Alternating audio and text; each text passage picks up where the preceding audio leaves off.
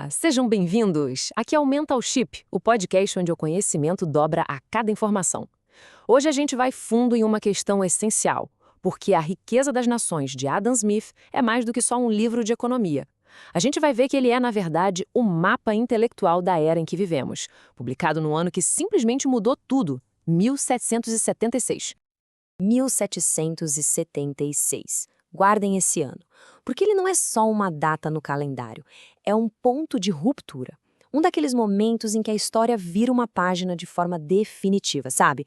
E muda para sempre o jeito como a gente entende a economia, a política e a própria ideia de riqueza. E olha que incrível a proximidade dessas datas. Em março, Adam Smith lança sua obra-prima. Menos de 4 meses depois, lá do outro lado do oceano, os Estados Unidos declaram independência. Parece coincidência, né? Mas não é de jeito nenhum.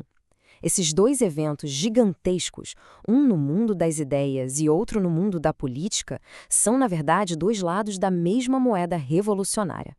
É isso mesmo. Tanto o livro quanto a nova nação nasceram do mesmo caldeirão de ideias que estava fervendo no século XVIII. Um caldeirão que, vamos dizer, já estava prestes a transbordar e a derrubar a ordem antiga. Para a gente ter uma ideia do clima da época em todo lugar, na Europa, nas colônias, o que mais se falava era sobre liberdade. As pessoas começaram a questionar o controle exagerado do Estado na economia, na vida delas. O sistema colonial, com aquelas regras super rígidas, já estava entrando em crise. E tudo isso era abastecido por uma força poderosa, as novas ideias do iluminismo. Era, sem dúvida, um tempo de questionamento profundo. E bem no centro de todo esse debate estava o sistema econômico da época, o tal do mercantilismo.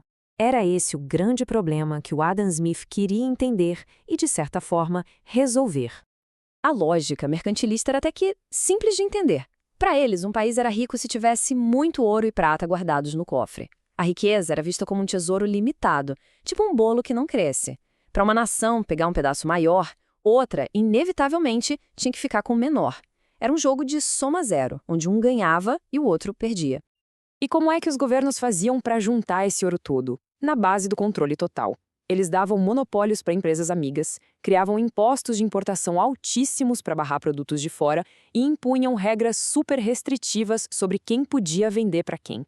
Era um sistema bem engessado, centralizador e protecionista.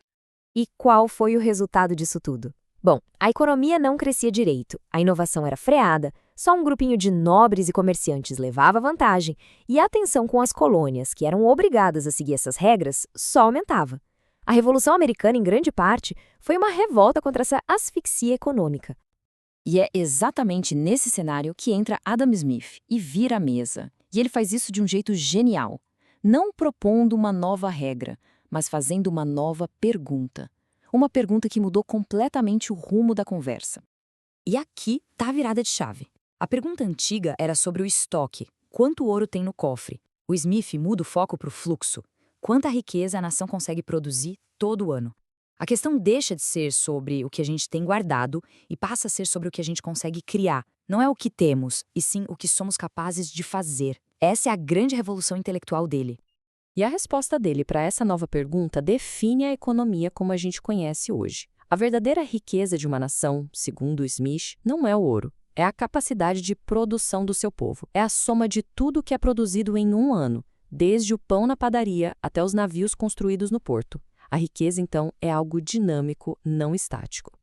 Com essa nova visão sobre o que é riqueza, Smith não estava só criticando o sistema antigo, ele estava, na prática, fundando uma ciência totalmente nova, a economia política.